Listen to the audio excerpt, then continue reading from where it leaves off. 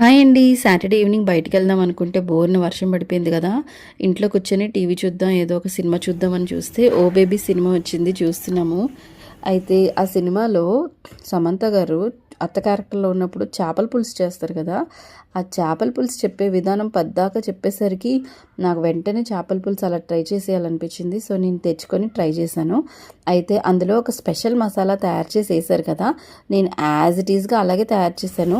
ఆ సినిమా చూడడం నాకైతే కొత్త కాదు గానీ, చాలా సార్లు చూశాను. యూట్యూబ్‌లో ఎప్పుడైతే వ్లాగులు చేయడం స్టార్ట్ చేశానో, ఎవరు ఏ రెసిపీ చెప్పినా ట్రై చేసేయాలనిపిస్తుందనమాట. నేను కూడా అలాగే ట్రై చేశాను. అయితే ఆ మసాలా ఏంటంటే, కొద్దిగా అల్లం, వెల్లుల్లి, ధనియాలు, జీలకర్ర దంచి వేయమంటదనమాట. సో, అదే నేను చేశాను. ఇక్కడ చూసారు కదా! చక్కగా ఆ మసాలా అంతా వేసేసరికి చేపల పులుసు అయితే గుమగుమలాడిపోయిందండి.